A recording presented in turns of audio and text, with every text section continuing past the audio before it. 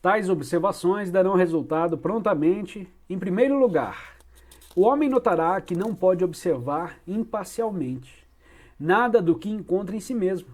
Certos traços lhe agradarão, outros lhe desagradarão, o irritarão ou mesmo lhe causarão horror. E não pode ser de outro modo. O homem não pode estudar-se como se fosse uma estrela longínqua ou curiosa espécie de fóssil. Naturalmente gostará nele daquilo que favorece o seu desenvolvimento e detestará aquilo que torna esse desenvolvimento mais difícil ou até impossível.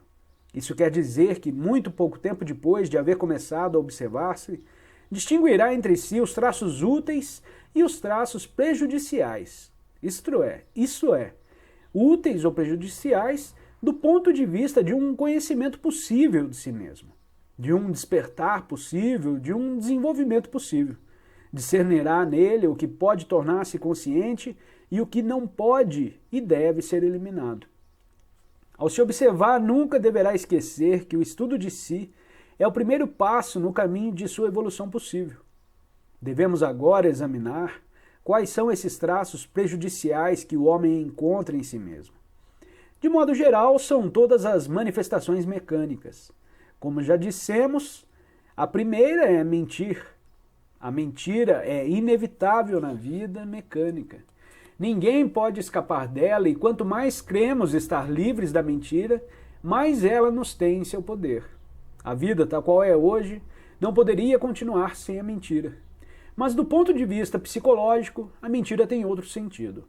Significa falar de coisas que não conhecemos e que nem sequer podemos conhecer, como se as conhecêssemos e como se pudéssemos conhecê-las.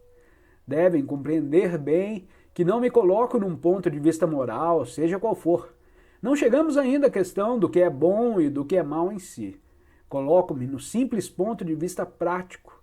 Falo só do que é útil ou prejudicial ao estudo de si e ao desenvolvimento de si.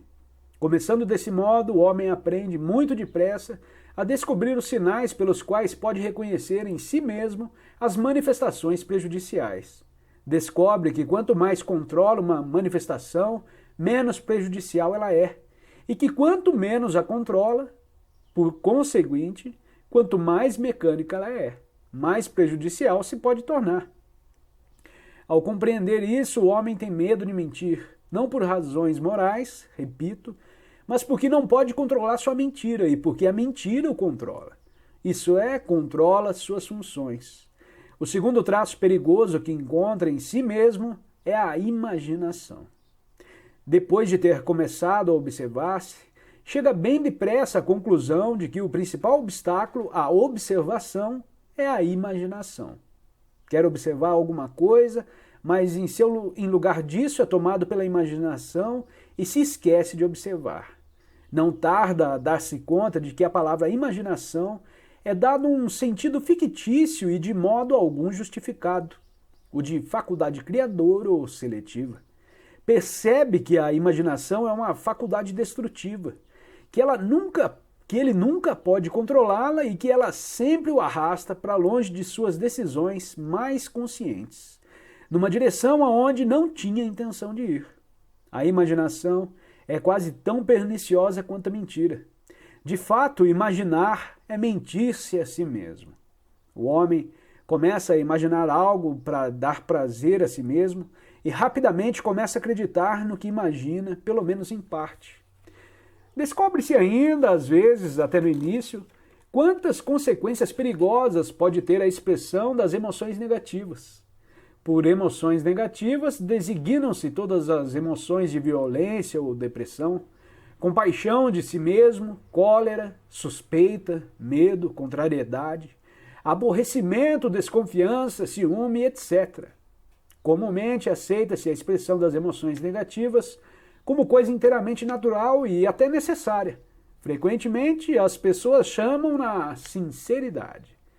É claro que isso nada tem a ver com sinceridade. É simplesmente sinal de debilidade no homem, sinal de mau caráter e de impotência de guardar para si seus próprios agravos.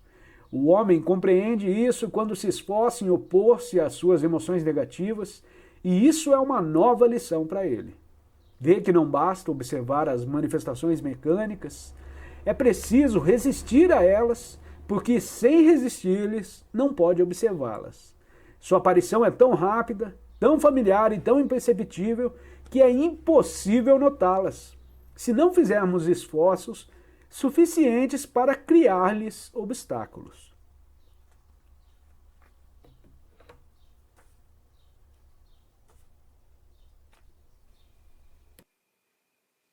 Obrigada por ter assistido a este vídeo e não se esqueça de se inscrever no canal e recomendá-lo, além de deixar seu comentário sobre o assunto para que possamos realizar um ótimo diálogo que nos ajude a compreender melhor o assunto. Tenha um ótimo dia e até o próximo vídeo.